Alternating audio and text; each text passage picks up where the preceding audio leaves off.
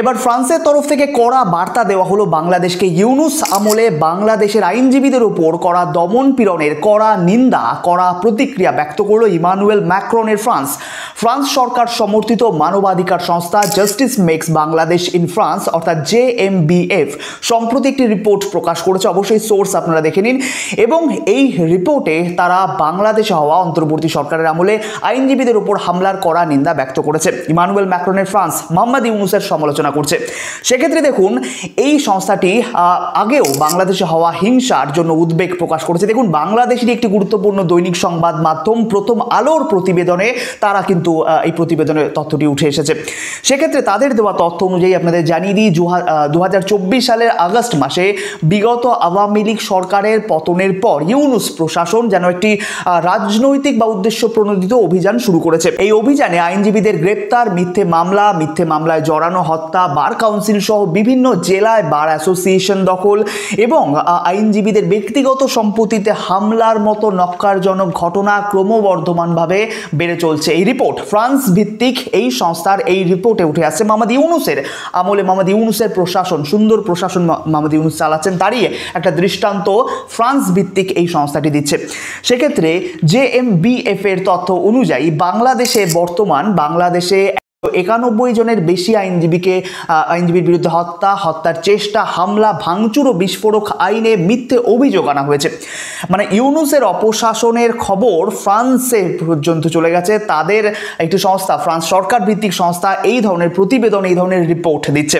সেক্ষেত্রে এই রিপোর্টে আরও বলা হচ্ছে তার মধ্যে 131 জনের বেশি আইনজীবীকে গ্রেপ্তার করা হয়েছে। এদের অনেকেই সুস্পষ্ট প্রমাণ ছাড়া কেবল রাজনৈতিক উদ্দেশ্য, রাজনৈতিক মতাদর্শ বা পেশাগত দায়িত্ব পালনের কারণে আটক করা হয়েছে। অর্থাৎ আপনি এই দল করেন, আপনি ওই দল করেন, তার জন্য অর্থাৎ সরকার বিরোধী কোনো কথা বলেছেন, যার জন্য আপনাকে আটক করা হবে। অর্থাৎ বলা যায় যে আপনার বাক স্বাধীনতা বাংলাদেশ অন্তর্বর্তী সরকার আমলে নেই বললেই চলে। পাশাপাশি এই রিপোর্টে আরও দাবি করা হচ্ছে যে বাংলাদেশে অসংখ্য যে আইনজীবী রয়েছে, সেই আইনজীবী হয়রানি, হুমকির শিকার হচ্ছে, নির্যাতন হচ্ছে।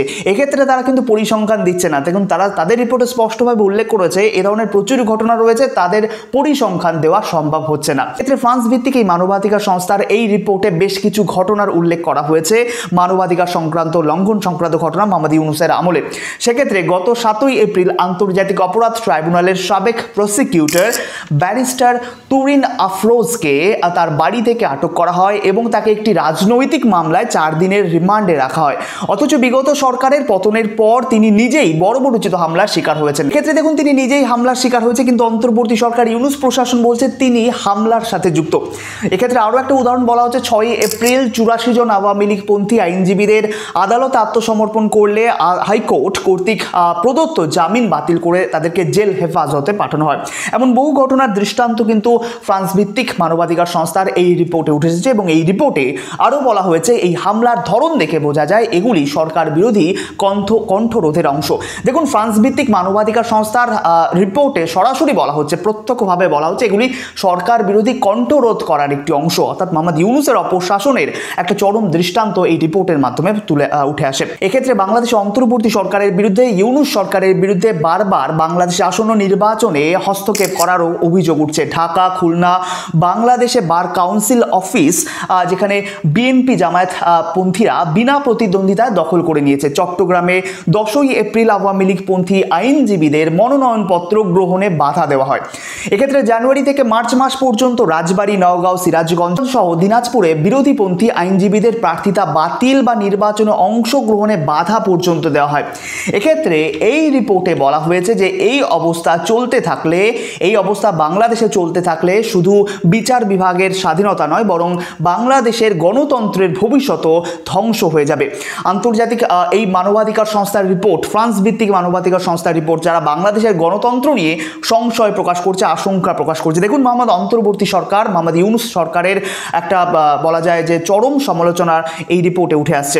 এবং এক্ষেত্রে আন্তর্জাতিক তারা দাবি করছে আন্তর্জাতিক সম্প্রদায়কে উচিত এই অন্যায়ের বিরুদ্ধে কঠোর ব্যবস্থা গ্রহণ করা। সেক্ষেত্রে তারা এই রিপোর্টে যে সাজেশন দিয়েছেন, সেক্ষেত্রে নিষেধাজ্ঞা, ভ্রমণ নিষেধাজ্ঞা বা কূটনৈতিক চাপের মাধ্যমে একটি স্পষ্ট বার্তা দেওয়ায় অন্তর্বর্তী সরকারকে যে মানবাধিকার লঙ্ঘন ও হামলা, বিচারের ওপর হামলা, এগুলো কিন্তু সহ্যযোগ্য নয়।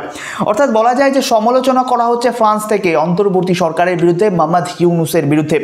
বাংলাদেশ শাসনের নামে অপশাসন শুরু করছে, তারই দৃষ্টান্ত হিসাবে ফ্রান্সের এই মানবাধিকার সংস্থার রিপোর্ট উঠে আসছে। তো আজকের প্রতিবেদন এই পর্যন্ত। এই বিষয়ে আপনার মতামত কমেন্ট করে জানাবেন এবং ভিডিওটি অবশ্যই আপনার প্রিয়জনদের মধ্যে শেয়ার করে দিন। ধন্যবাদ নিউজ কথার আজকের এই গুরুত্বপূর্ণ প্রতিবেদনটি দেখার জন্য।